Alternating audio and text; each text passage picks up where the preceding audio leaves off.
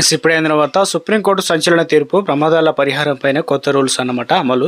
So ఆ వివరాలు ఏంటనేది కూడా వీడియోలో తెలుసుకుందామండి. వీడియోని చివరి వరకు చూడండి, అర్థమవుతుంది. మరోసారి ఛానల్ వస్తే తప్పకుండా సబ్స్క్రైబ్ చేసుకోండి. చూస్తున్నారు కానీ లైక్ చేయడం మర్చిపోతున్నారు అనమాట.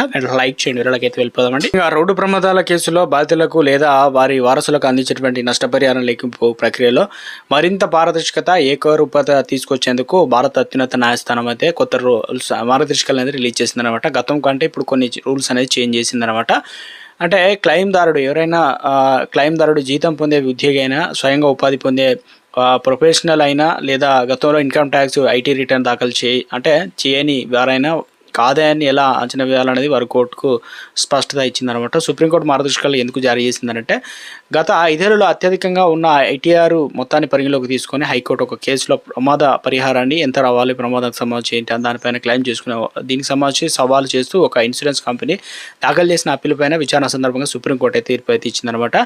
అంటే ఏం చెప్పిందంటే, హైకోర్టు అనుసరించిన ఈ విధానాన్ని తప్పుపడుతూ ఏదో ఒక ఏడాదిలో వచ్చిన అత్యధిక ఆదాయాన్ని మాత్రమే ప్రామాణికంగా తీసుకుంటే పరిహారం మొత్తం పెరిగిపోతుందని, ఇది బీమా కంపెనీలపై అనవసర ఆర్థిక భారాన్ని కూడా మోపుతుందని చెప్పేసి justice Sanjay Karola, justice N Koteswararao సింగిల్తో అంటే కూడినటువంటి ఇద్దరు ధర్మాసనం అంటే బెంచ్ అయితే తెలియజేసింది అనమాట.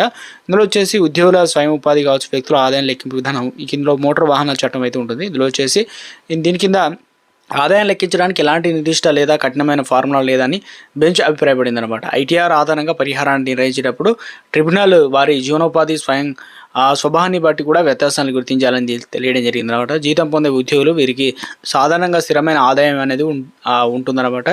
అందులో పెద్దగా హెచ్చుతగ్గులు అనేది ఏముండదు. కాబట్టి వీరికి విషయంలో ఐటీఆర్ దాఖలు చేసిన ఐటీఆర్ ఆదాయాన్ని అత్యంత ఖచ్చితంగా తీసుకుంటుంది. స్వయం ఉపాధి వ్యక్తులు అంటే వ్యాపారం లేదా స్వయంగా ఉపాధి పొందేటువంటి వారి సంపాదన ఏడాదికి ఒక రకంగా మారే అవకాశం అయితే ఉంది. అందువల్ల వీరే ఆదాయాన్ని వాస్తవిక అంచనా వేయడానికి గత 3 ఏళ్ళు ఐటీఆర్ సగటునుగా ప్రామాణికంగా తీసుకోవాలన్నమాట.